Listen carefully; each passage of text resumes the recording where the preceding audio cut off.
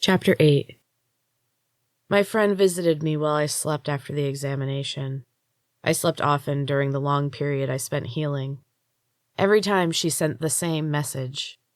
Trust Neil. I tried to speak in my dreams. I tried to tell her that I understood. I tried to ask if there was anything else I needed to know. She didn't seem to understand me. She just kept repeating her mantra. Trust Neil. She grew more urgent every time. But what am I supposed to do? I can't get to Neil, so it doesn't really matter if I trust him or not. I don't know who to trust. Cal? No matter what he says, I will never trust him. He's one of them. My legs ache. He let her do this to me. He didn't even try to stop her. Not that she could be stopped. The woman in white's face also haunts my dreams. Her pure joy in my destruction both enrages and baffles me. Her feelings are obvious, but she is one of them. She wears a white lab coat. She is in charge. How? I guess it doesn't really matter one way or another. She is one of them, and I am a feeler. We both have the same goal, survival. She just has an easier route than I do. Fewer obstacles. I have to get out of here. I was considering it before, but I am certain of it now. I will not go through another examination. I know Neil is my ticket out of here. I wonder what his plan is. I'm scared I won't heal in time, and they'll go without me. My fears are laid to rest not too long after, when my door opens suddenly and Neil appears in the doorway. He moves quickly across the room and sits on the edge of the bed. I begin to say something, but he covers my mouth with his hand and puts a finger to his lips. I nod, and he uncovers my mouth. He waits a moment longer. There is a very soft, almost inaudible click, and Neil exhales a relieved sigh. Okay, it's safe for the moment. Are you okay, Jane? I pull the blanket back, revealing my legs, and he stands quickly in surprise. Oh my God, Jane, your legs. His look of horror makes me uncomfortable. I lower my head in shame, but Neil lifts my chin. He makes me look him in the eyes. I am getting us out of here, I promise. I have a plan. As soon as you're ready. When you come back to therapy, we're getting out of here. For the first time, I felt hopeful. What will we do then? Neil shrugged and gave me a small, devilish grin. Whatever we want. He left soon after. As the door closed, I heard another soft click. They're always watching. Well, almost always. I returned to art therapy a while later. My wounds were slow to heal. I bore ugly purple scars up and down my legs, but I could finally walk without pain. In the whole time I was healing, I never saw Cal or the woman in white. The attendants came in sporadically to wash my wounds, but they were silent and worked mechanically. The blonde and brunette ones were back. They brought me to a wooden door, and I held my breath, waiting to face the woman in white again. I wasn't going to give her the satisfaction of a reaction. I would remain stoic. In a place like this, stoicism was strength. But when the door opened, it was Cal standing there. His expression was calm and emotionless. He avoided looking at me. When the door closed, he placed his hand on my back and leaned down to whisper in my ear. No cameras in this hallway. We can speak for a moment. He took my face in his hands, roughly, and made me look at him. Sweat beaded on his brow, and his eyes were wild. Jane, I am so sorry. I couldn't do anything to stop her. They would have known. I'd be dead right now. Like her. That got my attention. I reached up and carefully removed his hands from my face. He gripped my hands tightly and would not let go. She's dead? Yeah, I watched her die. His face went slack as he relived the moment. Pain washed over his face, and his eyes were damp. His hands were hot and slick with sweat as he squeezed my hands even tighter. I tried to pull away, but he pulled hard. As I fell against him, he wrapped his arms around me and put his mouth close to my ear. Trust no one, he whispered harshly. He released me and sprinted to the other door, swiping a key card and turning the knob. He gestured into the therapy room. His face was once again emotionless and blank. Inside the room, there was only one other person, the quiet blonde girl who usually sat away from the group and never turned her eyes from her easel. Her golden blonde pigtails seemed childish on a girl in her teens. They quivered slightly as she moved her brush from paint to canvas. I sat down at a table near her and stared at the blank pages in front of me. It would be easy. I could feel it coming. Each episode was scary because I never knew how long I'd be gone, or if I might not come back. This one was going to be a doozy. The pressure was building inside my head. I wanted to control it. I wanted to use this power somehow. I'm just not sure how. I pick up a pencil and slowly turn it inside the sharpener. I place the crisp, new point on the page and lightly skim it across the pristine surface, like a rock skipping along the surface of a lake. My father took me to a lake once. He rented a car and we drove out of the city. It blew my mind. The land beyond the gray concrete and steel city was green and brown and terrifyingly empty. We drove for hours.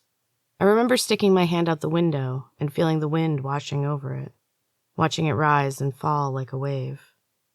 The lake was a massive expanse of deep blue that suddenly appeared as we crested a steep hill. Between the trees lining the road, the water sparkled with golden sunlight, and I felt a change in the air. It was cooler, refreshing. We swam silently in the crisp, clear water. Dad didn't say a word. He smiled at me once and sent a half-hearted splash in my direction. The unusual smile wavered a little and broke. He bit his lip and ducked under the water. When he emerged, he had swum farther out into the deeper, dark waters, and he motioned for me to join him. I splashed and slapped the water as I made my way nervously toward him. The water was dark, and when the sun went behind a cloud, it became black as night. Long, slimy weeds grazed my legs and entwined around my ankles as I kicked. Panic made my heart flutter wildly, while my father just smiled and waved to me.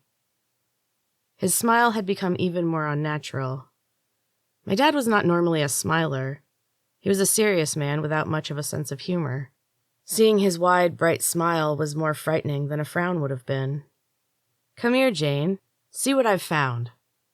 He motioned for me to swim closer and pointed down into the water. I treaded water unsteadily beside him and tried to peer into the murky depths. "What? I don't see anything." "Look closer," he said as he placed his hand on the back of my head and forced my face into the water. I fought wildly against him, but it was no use. He was far bigger and stronger than I was. He put his other hand on my shoulder and guided me deeper and deeper into the dark, murky water. My lungs were burning and felt ready to burst. I was done fighting. I didn't have any energy left. As I resigned myself to my fate and inhaled my first lungful of gross lake water, I saw it. A golden ball nestled in the mud of the lake bottom, glittering amongst the gray-green murk. I blacked out a moment later. When I woke up, I was laying on a beach towel in the hot sand. My skin was tight and sore with sunburn, and my dad was nowhere to be found. I got to my feet painfully. My body was burned from head to toe, and every movement was agony. I gritted my teeth and shuffled down the path that brought me back to the parking lot. Dad's car was gone.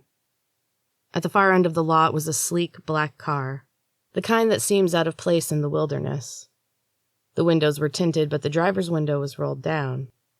A tan, slender arm hung out the open window, with a thin tube held lightly between two heavily tattooed fingers. Dots, dashes, and the occasional rose encircled them. The nails were sharp, pointed, and painted a glossy black. The hand disappeared into the car, and I could see the glow of the tube burning.